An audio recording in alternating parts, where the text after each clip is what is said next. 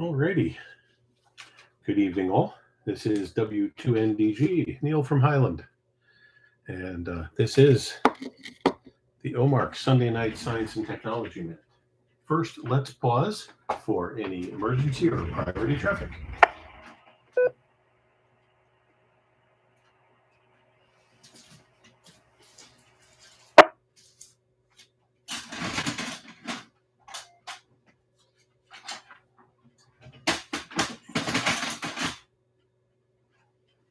I should have said pause for emergency traffic and for Neil to grab a sheet of paper. All right. Sorry, I'm a little discombobulated tonight, but I went to use the laptop that I usually use for this, and it was dead as a doornail. I had forgotten to plug it in after last night's or yesterday's computer repair session, and unfortunately it took a couple of minutes for it to get enough juice in it to actually boot up. So that's what's been going on.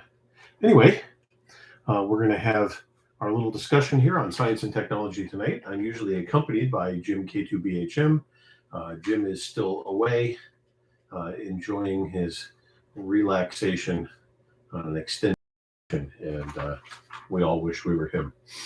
I did pause this for a couple of weekends, though, because I was away as well. And now that I'm back, we'll pick up again with some casual subjects. I won't get into the heavy technical stuff until Jim comes back. So we're going to do things a little differently than we've been doing tonight. Let me pause for a moment to get the links all set so everybody has a chance to log in if they would like.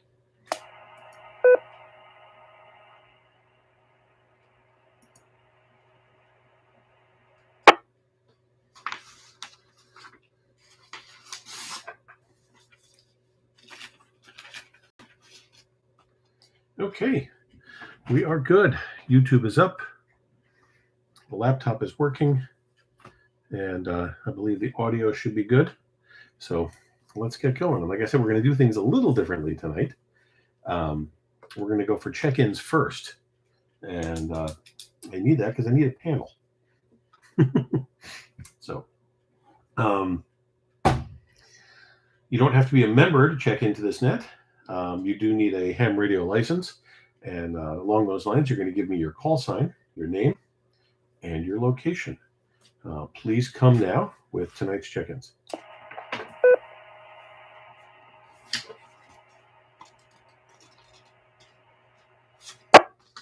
Net control, this is KC2 UVP Mike Tivoli.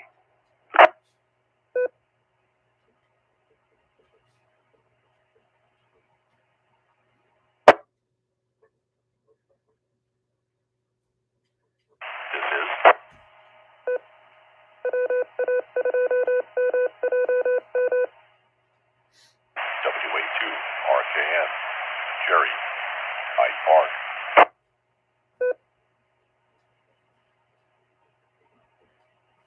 Here is KB2 GGF, Matt in Kerhonkson.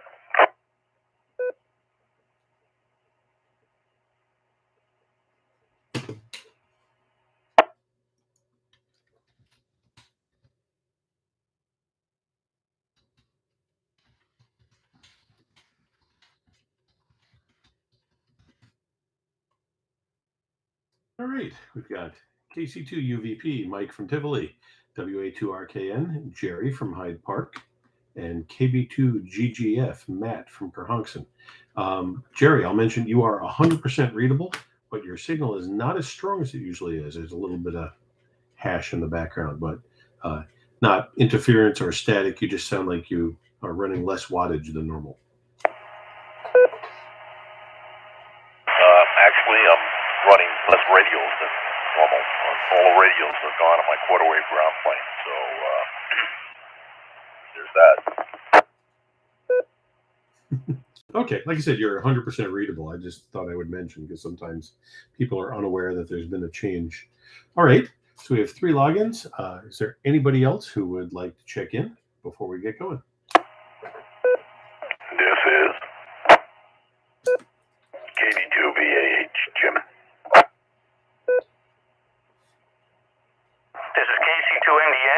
Name's Aaron in New Paltz.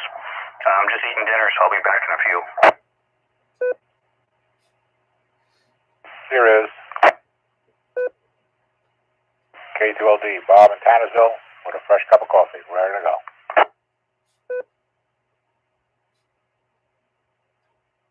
This is Whiskey Alpha 5, Hotel Delta Charlie, Jordan in Germantown.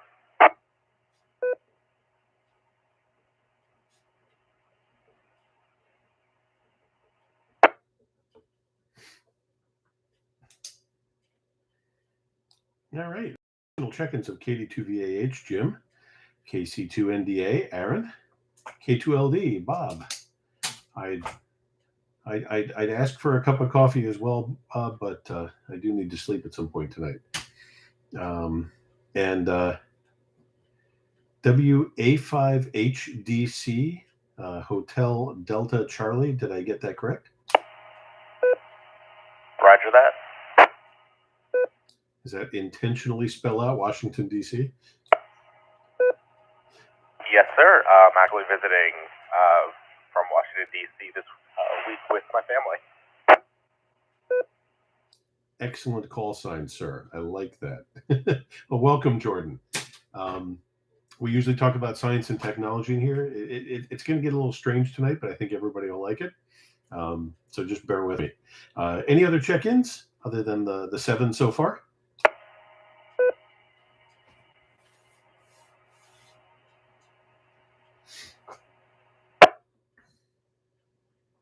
All right.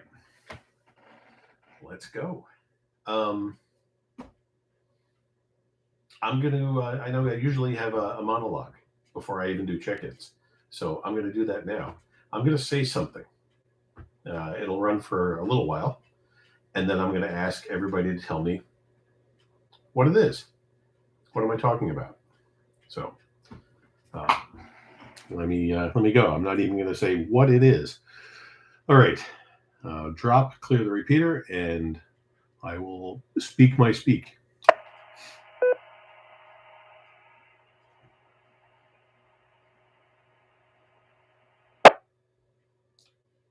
So I was driving a van one night on the highway, very clear night, good visibility. And I think it was like an older Dodge Caravan type of van because it was spacious. It didn't have all the garbage that impedes you from moving around like the newer ones, where you can move easily from the front to the back. And I started getting tired, and I must have dozed off at the wheel. So when I woke up, I found that I had somehow, like sleepwalking, climbed into the back seat and fallen asleep. And as I came to and was, of course, startled at first, I realized that the van was still going perfectly straight down the highway. No issues. And the more I watched this, the more I realized that it seemed to be driving itself. As we would come up to slight turns on the highway, the wheel would follow along with the turn, and the van was doing everything it should be doing. So I climbed back up to the front, but I climbed into the passenger seat. And I kind of asked out loud, who's driving the van? There was no answer. Then I thought a bit about it, and I thought of my late brother, Paul. And I said, Paul, are you doing this? And I looked away at the road again, and when I looked back, he was sitting in the driver's seat, and he was driving. And I asked him what happened. Let me drop. And he said he was kind of keeping an eye on me and saw me fall asleep at the wheel and took over, made sure I was okay. And that's pretty much the end of that. I won't go in order here. I'm just going to ask, throw your call sign out. What is this? What am I talking about? Any comments are acceptable. What am I saying? What am I talking about? Anybody, throw your call sign. KC2 UVP. Mike, go. Yeah, you got about 5 layers of reality work in there. And I'm not saying real reality, but you got an automated car. You're having a spiritual epiphany, and there's a lot going on there. And I can't comment any better than that. Okay, that's fine. I said this was going to be different, so. All right, anybody else? K2LD. Go ahead, Bob. I think that possibly you were having a daydream, night dream, as you were driving. You never left the driver's seat. You imagined the entire thing, wishing that your brother was there and that he was taking care of you. And it seemed very real to you in the sense that you were there, but I don't think you ever left the driver's seat. Well, you're very close. And I could throw this out for more comments, but I know the next person will get it. It didn't happen while I was driving. So I'll tell everybody, I am one of those people that rarely remembers their dreams. And this is a very vivid one that happened probably about 3 or 4 years after Paul had passed. And no, it was creepy. And it was one of those things, I wrote it down as soon as I woke up and remembered it because it was just so crazy. And it's not the only dream I've had like that about him. We're not getting into the afterlife or mysticism tonight, nothing like that. But I wanted to talk about dreams because it's a different state of our minds. It's a different state of consciousness. And there's some very interesting things that have come about through dreams. Like I said, I'm one of those people who doesn't usually remember them. And I have to tell you, if I was to pick another example of a dream that I remember or have remembered, I probably wouldn't want to talk about it on the radio. And not because it would be contrary to FCC rules or anything, but because they're bizarre. They're very difficult to decipher. But these were, a couple of them like this. These were very straightforward and interesting. And there's so many elements in this dream that are me. I do get tired when I drive. I'm constantly getting yelled at by KD2CHE. Are you falling asleep? And I've owned lots of those minivans, the older ones where you could crawl around and move inside of them, and there's a lot here, and a lot regarding him as well. So let me drop.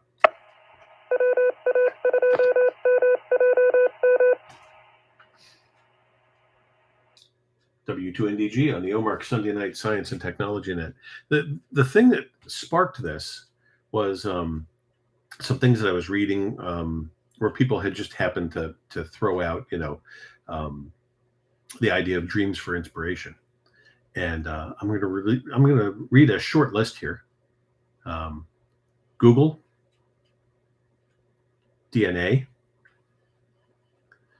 the theory of relativity, the sewing machine, Frankenstein, the periodic table, the structure of the atom, and something called persistence of memory. I'm not going to read the whole thing because that gives it away. And there's more things like this. What am I reading? What is this list? Anybody?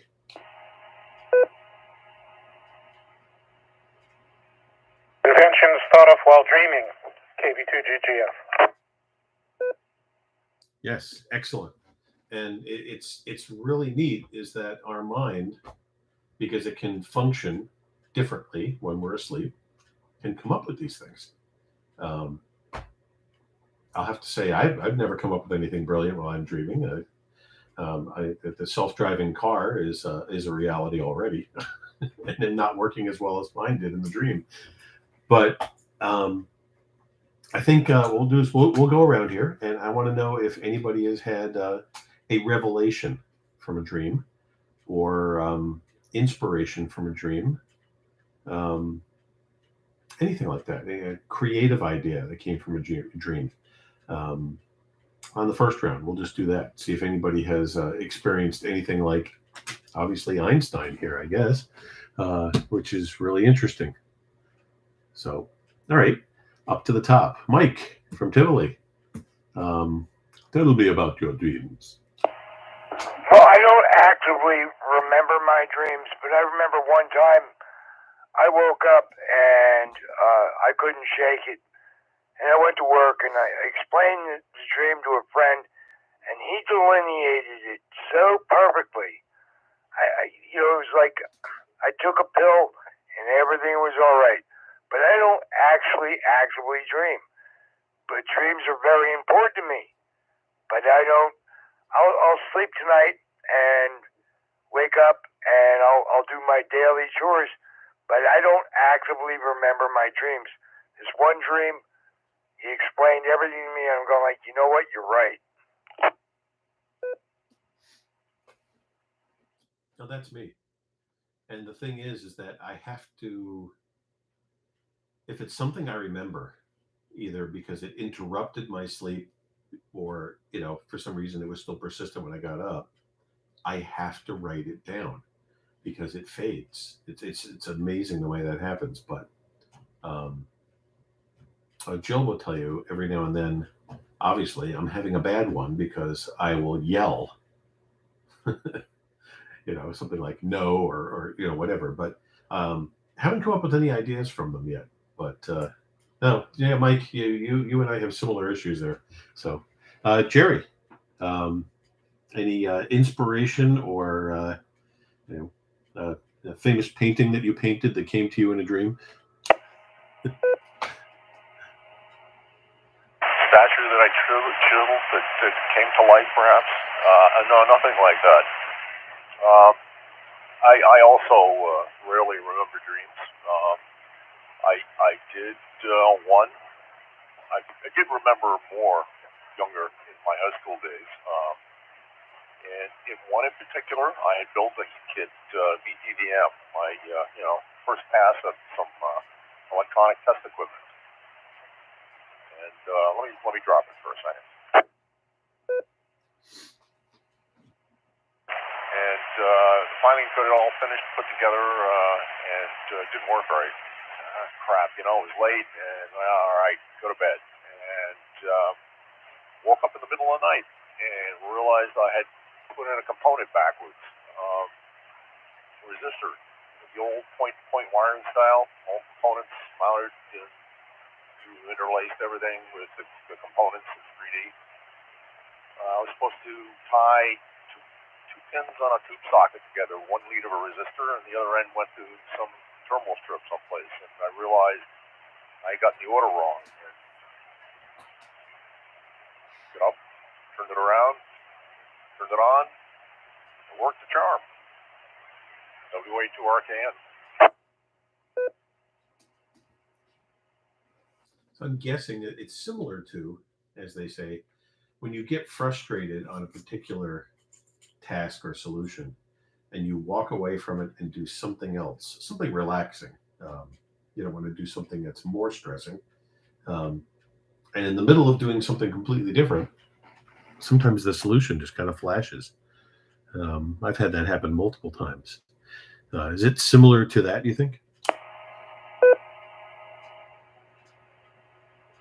Couldn't describe, why or whatever it happens this way.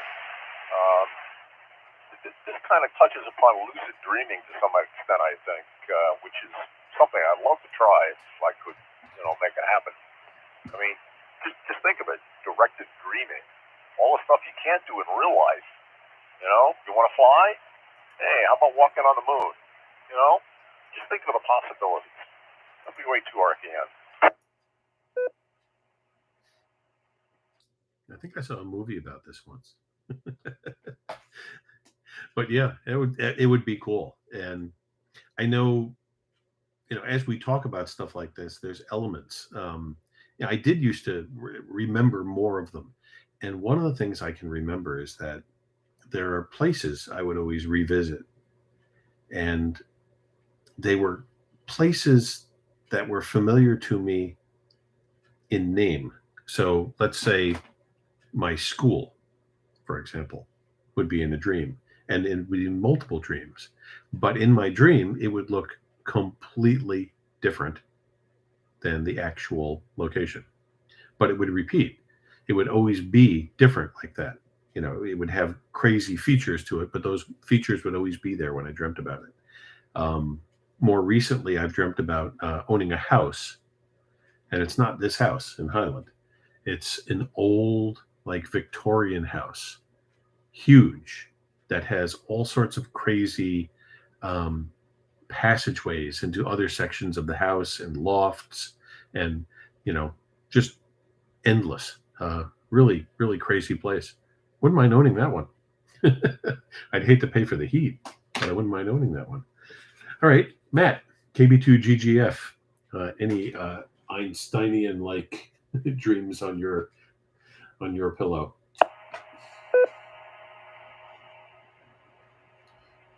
Thanks, Neil. Matt, KB2GGF here. No Einstein-like flashes, or I'd be talking to you from Princeton. I have some interesting dreams, and for myself, I've noticed if I get really good sleep, I mean really restful sleep, undisturbed, peaceful, no appointment in the morning, deep sleep, I tend to dream more. If you got to get to work, you got to get to appointments, you got things you have to do in the morning, you don't tend to dream so much, I've noticed, at least for me. Let me drop it. I do have recurrent dreams that I've had. Some of them I've had since I was, a little kid, 6 or 7 years old, and once or twice a year I'll have that dream. So that's kind of interesting that they're so persistent and similar. I won't bore you with details, but a couple of things I wanted to mention. Let me drop it.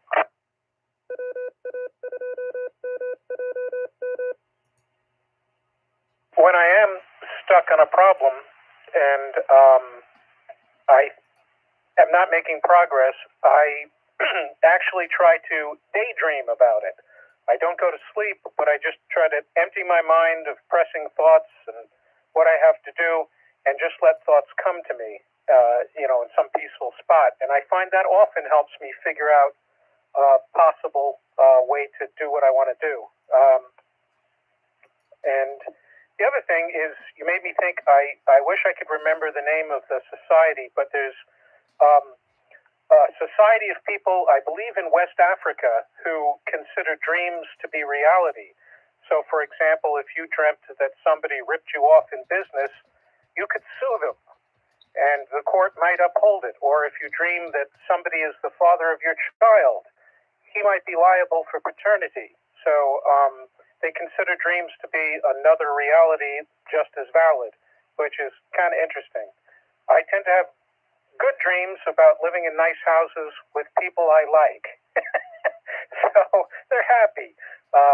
So that's a good thing. Back to Ned, KB2GGF. Thanks, Matt. Yeah. And once again, since I don't remember them, I'm not entirely sure. I'd say 90% of my dreams are good. They're about things that I either want to do or have done, and I'm repeating them, or things like that. I don't have a lot of stressful dreams, but I do know that sometimes I obviously do. And I can remember a couple from over the years. Terrible, terrible dreams. Things that I don't wish on anybody. But interesting when you were talking about the society of people who take them as reality. Almost like you're entering another world, but one that actually exists as you're sleeping. Cool stuff. We'll talk about Einstein in a little bit. But anyway, let's move on to Jim, KD2VAH. Jim, anything to add to the discussion tonight? Somehow I'm thinking it's either I don't dream at all or Wow. Well, you people have, in a matter of minutes, convinced me that I'm the oddball out here because I dream consistently. I look forward to my dreams. And while I can't say that I do, I guess you would call lucid dream, I can say that I will take a problem to bed with me and run it through my mind in 15 different directions. And there's a very good chance that I will end up dreaming about it. Let me drop. And there's a better chance that I found the answer in my dream than I did if it was so much of a problem that I had to take it to bed with me. I absolutely remember my dreams. Unless I get up in the morning and it was a nonsense dream, that one I'll forget by noontime. But I have pestered my wife for days on end sometimes about a dream. And the only thing I consider truly of a nightmare, and I don't want to say nightmare, a bad dream, let me drop,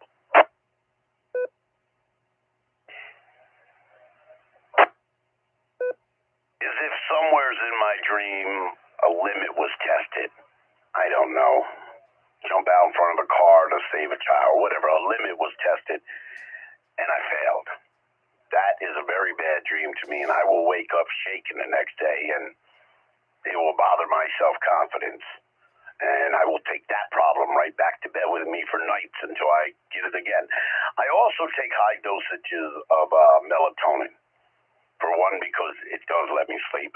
I don't sleep very long. I sleep 2 hours at a shot. I can get up, go to the bathroom, come back, and go right back into a dream as long as I don't fully wake up. But I recall getting up to go to the bathroom, and I can go right back into the dream. I happen to enjoy dreaming, and apparently I'm starting to sound like a weirdo on here. It does solve problems. It does relax. Sometimes it pushes you beyond your limits. Anyway, back to Ned. Thanks, Jim. That's excellent. I was hoping we had somebody, in the pack here who was at that level. I envy you. I wish I could dream that like that. I have been able to continue them. I know that, and that's something I know not everybody can do. Even people who dream a lot, I can be interrupted from a dream and continue it, as long as I'm not interrupted, I guess, for too long. Um, but I have done that. Yeah, the strange ones, wow. They get really strange.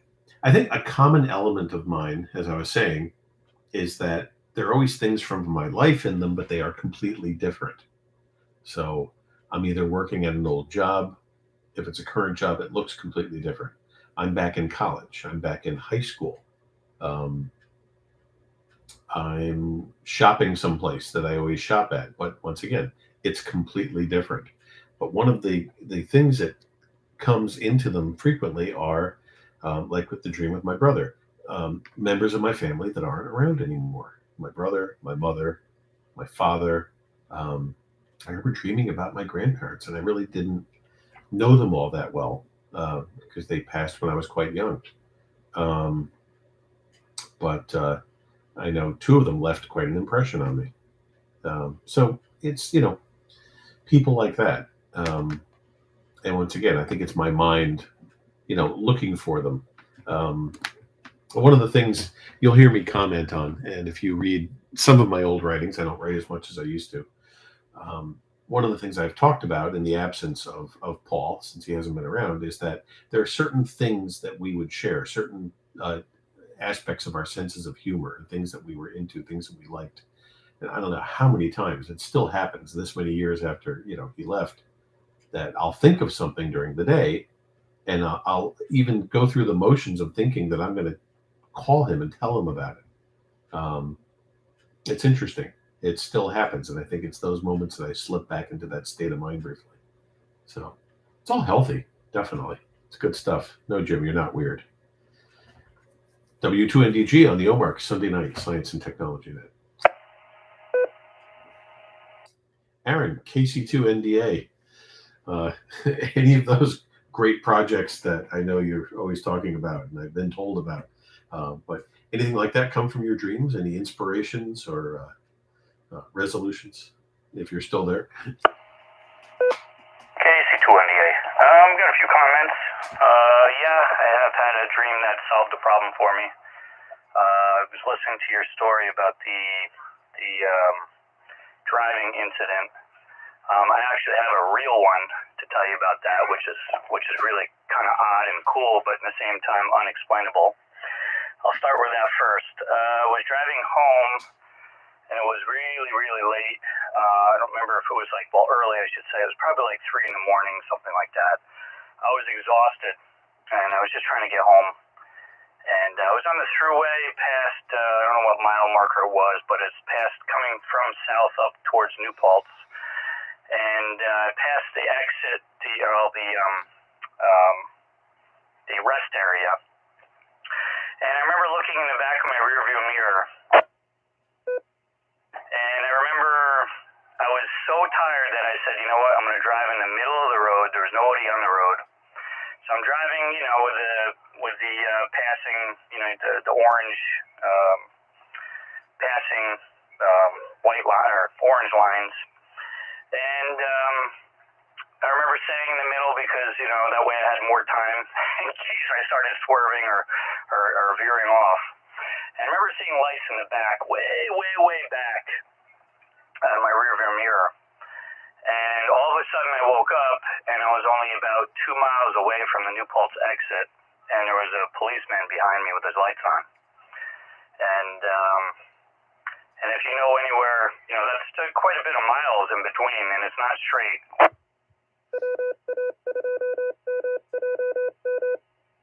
So he pulls me over, and he goes, where are you going? And I said, I'm going to New Paltz. He saw the sticker on the windshield and who you know. And at the time I was dating a sergeant's daughter. And as soon as I said who it was, I said, well, he goes, you're driving in the middle of the road. And so, we pulled you over. And of course they made me get out of the car. And make a long story short, I told him I wasn't tired. I don't know why, because I guess I just woke up.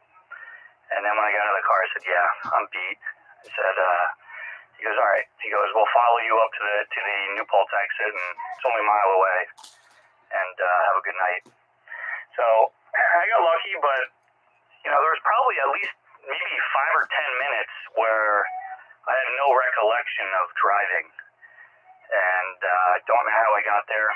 And to this day, I still think about it. So that's my story with the driving. Second thing is, yes, I did have a dream where I was stuck in a programming problem. And it wasn't a problem per se, but it was more like I wasn't sure how I was going to resolve the algorithm. And it was a software that I wrote for a mechanic shop. And what it would do is would kind of tell you when the oil changes were due and tell you when it would actually spit out recurring postcards that they would send out. And I was stuck on it, and sure enough, I went to bed and I had a dream, and the dream told me exactly how to do it. And I woke up and I was all excited, and I went in that day and banged it out, and it worked really well. And I have to say that, I'll never forget that, but it was, something that my mind was working on when I was dreaming. So that's that. And then the third thing, let's see if we can give enough room here for other people. My mother had told me in the past that before I was born, she wasn't supposed to have any other children.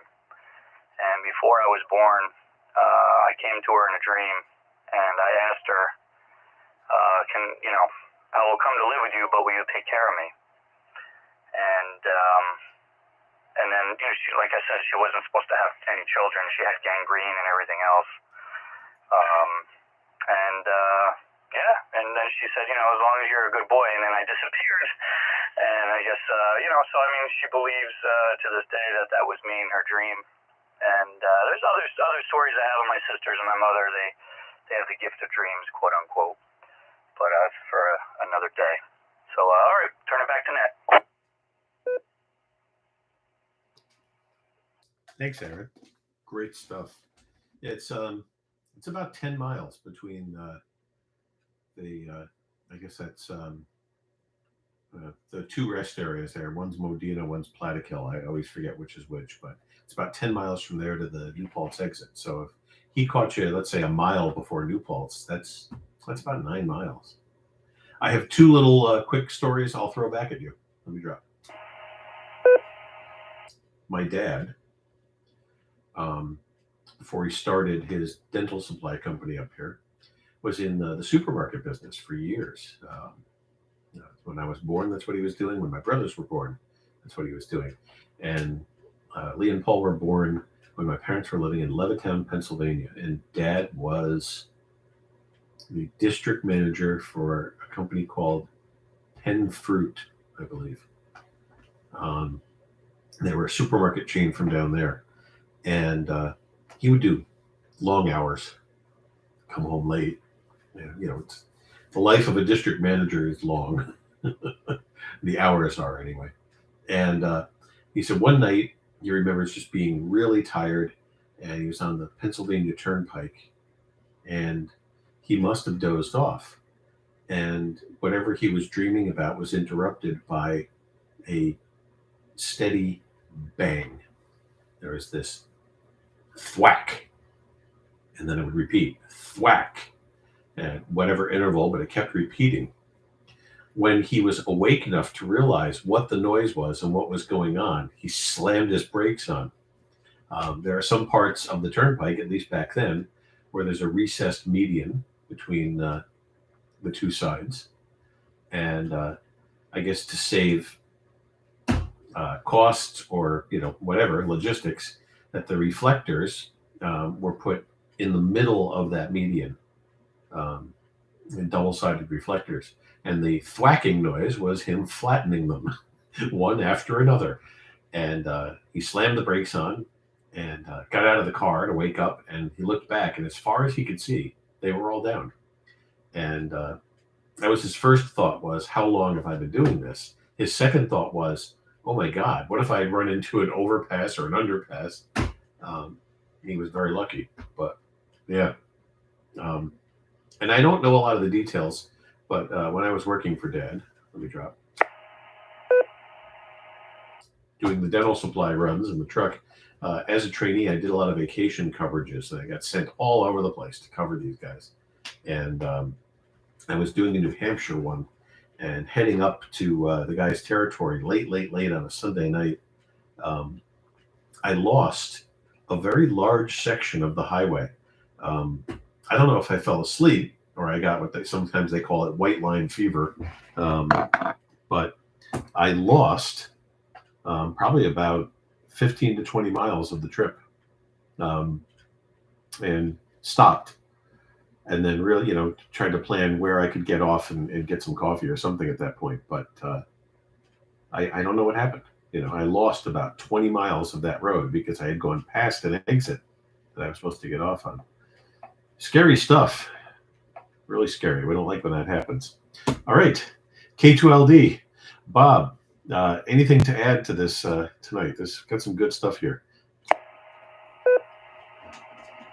Well, first of all, I do identify with Jim's tasking of a project when you go to sleep. I kind of do the same thing, but my sleep patterns have been altered a couple times in my life. Well, up until my 30s, I was living in a walk-up tenement in the Bronx, and I had to be able to go to sleep listening to sirens and horns and people slamming doors and yelling and just an absolute epiphany of noise. And now that I'm living up here, I feel like I'm in a deprivation tank. I have zero sound and zero light. The room is totally dark, totally quiet, and my mind can wander quite a bit. And if I have a problem, and I honestly don't remember my dreams, I really don't. But if I have a problem that I have to work on, and I can't get a solution, before I go to bed, I think about it. And I start running through possibilities. And I go to sleep. And a lot of times when I wake up, I have the the solution. I have a good idea of what to do, but I don't remember the dream whatsoever. I really don't. I know I have to dream. It's part of normal physiology. You have to dream during REM sleep, but I don't remember it. I really don't. So tasking yourself to go to sleep when you have a problem and you just run it over and over again sometimes gets a good solution. And depending on the chemicals in the brain, a lot of times serotonin tips you into a different type of state. But sleeping is my problem-solving time. After that. Well, that's cool. Yeah, I mean, I know sometimes when I get up, when I've slept well and when I've not slept well. And I don't mean by, a night where I got up 2 or 3 times and couldn't get back to sleep. Nights where I sleep all the way through, sometimes I wake up feeling really refreshed and ready to go. And sometimes I don't. I did start doing the melatonin myself. And it works for me, definitely, because when I went away on vacation, the first 4 or 5 days of vacation, I wasn't sleeping as well because I didn't bring them with me. So I went to a store and bought another jar of them, and the rest of the vacation I was fine. So they do help. Oh, I'm really enjoying this tonight, guys. Jordan, for your first net, I'm sorry to make you wait this long to speak, but if you're still there, if you'd like to contribute to the conversation, please come now. Jordan from Germantown.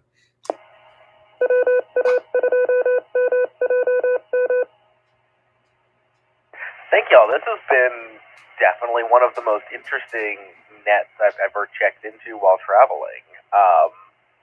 I'll just say, I'll let it drop here for a second. I'll just say, as far as my dreams, rarely are mine, or actually never, are they prospective. I never really come up with a new idea. They're always, of all the dreams I remember, retrospective of either the day or week's event. Same people, same locations, just more bizarre and interesting. They, like someone else mentioned, can definitely pick back up after I wake up from them, which is interesting. Like two or three times in a night, kind of a continuance of the same dream, which I always thought was pretty weird, but good to know that others have that same experience.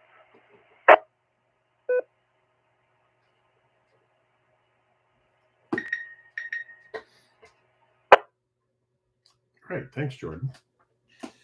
Yeah, this is when you said the bizarre. That's I've commented more than once that my dreams are kind of like Monty Python episodes, the ones the way they usually go. I think maybe that's where Terry Gilliam and the rest of the Pythons got their material. I don't know.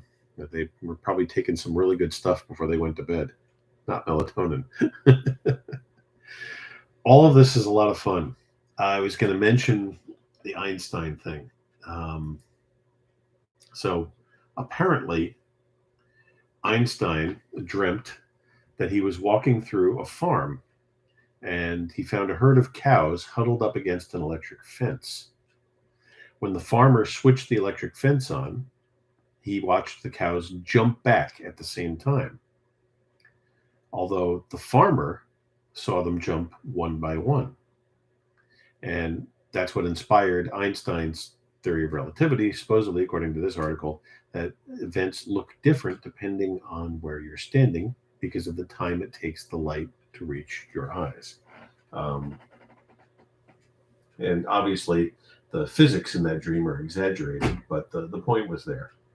And I want to relate a quick story. It does not really have to do with dreams, but just an amazing person that I knew. People have known me for a long time, and people who know my brother know that we have some artwork, very abstract artwork. Lee's is hanging in his house. Mine is currently not up in this house, but it was in the last one and the one before that. Artwork by a Woodstock artist named Charlotte Zernow-Gregori. She was a very interesting lady, and she grew up in Germany. She was very old when I was very young. She passed quite a long time ago. And we kind of called her our adopted grandmother. And because of where she lived in Woodstock, we could actually hike to her house through the woods behind ours. And we would do that periodically. And she gave us all sorts of little, doodads that she'd collected from traveling all over the world. And she gave us paintings. I got one of mine for my birthday. Some of the other ones that Lee and I have came from my parents' estate, and some of those they purchased, and some were left to them in her will. So interesting stuff. But the point is that she told us once that she knew Einstein when she was a little girl. He was a friend of her family's, and that when he had started to publish some of this, he came by to visit one day to visit her parents, and he went for a walk with her in the country. And she was very young, but she had been reading, and she asked him, "What is this relativity?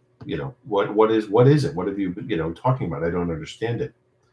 And he threw a rock into a puddle and somehow used that to explain it to her.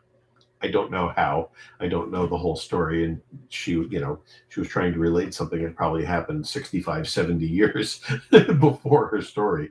But it was just interesting to touch on, somebody who actually knew him. And he seemed to be into symbolism, which is kind of cool. It's nice to know that some of those things actually did happen the way we think they did. It does make sense. So anyway. This is W2NDG on the OMARC Sunday Night Science and Technology Net, where we're dreaming away tonight. We've had 7 check-ins, and we'll check again real quick here. Does anybody else want to check in tonight to the Science and Technology Net? Please come now with your call sign, your name, and your location. Paul, N3UIQ.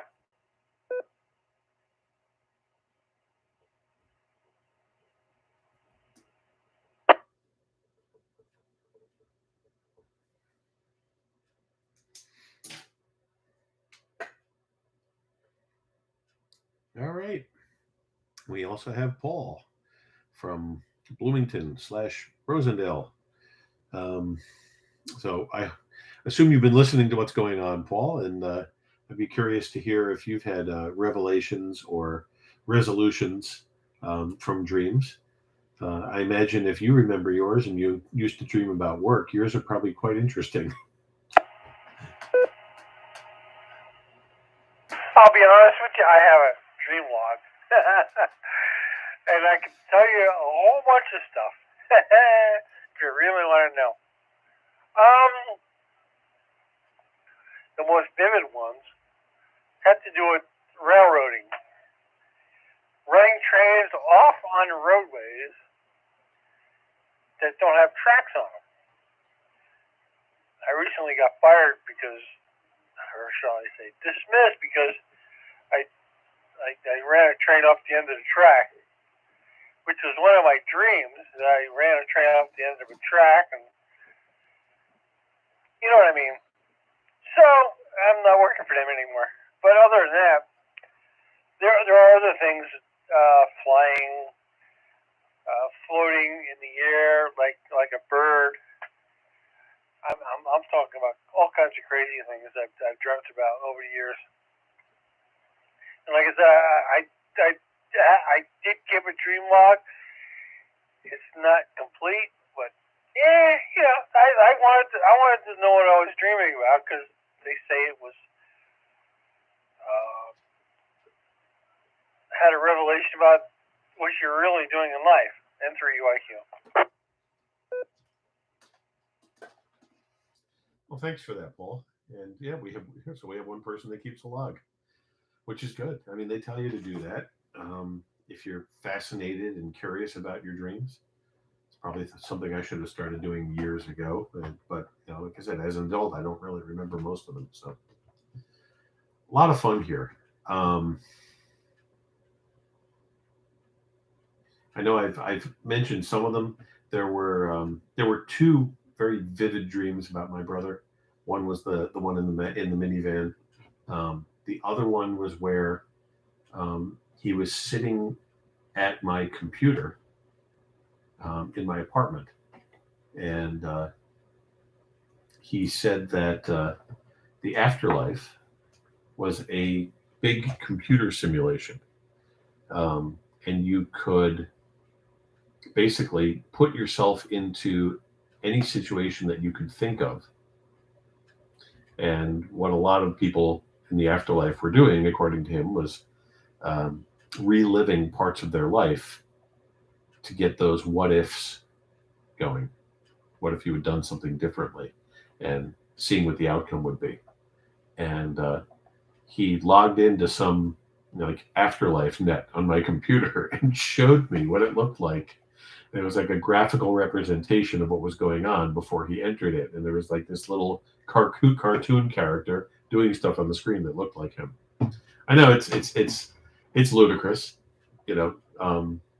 It's what we would all like to have, you know. I think that's a lot of what it is. It's what we would like to see, the things we really would want, and that would be kind of cool, you know. Go back and change a decision, you know, do something. Yeah, I know about the butterfly effect. You know, we're not going to enter some nightmare because of it. Let's think good thoughts.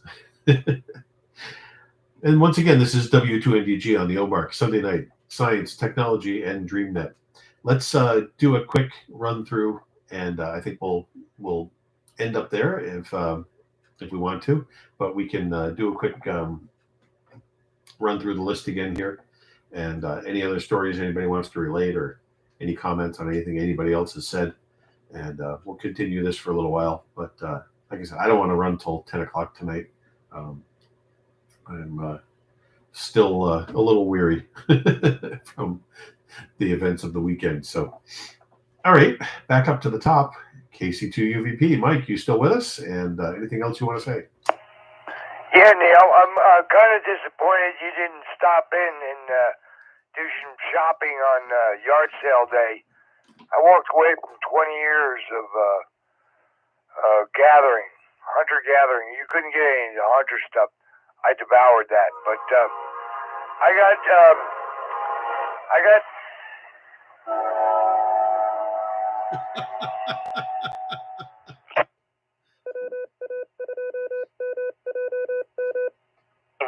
got a train. I want to present a problem for everybody. And here it is. This is the criteria. There's no deviation. You're standing in front of a wall switch, 3 switches. They say on and off. They are logistically sound. You put it down, it says off. You pull it up, it says on. You have a remote light bulb, that you need to check. Only one circuit out of 3 works. How do you know which one works the light bulb? You have to stand in front of you're only allowed to check the light bulb once. Now there's a dream and a nightmare. Thank you, Neil. Thank you, everybody else.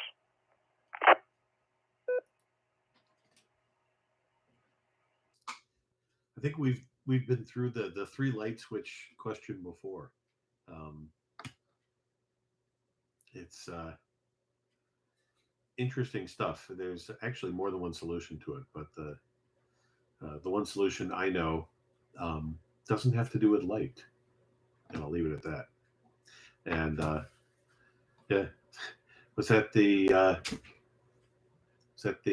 Lakeshore Limited going through there, or the Toronto train? I know they run freights on that line though at night though. Was that passenger or freight? I'll just ask.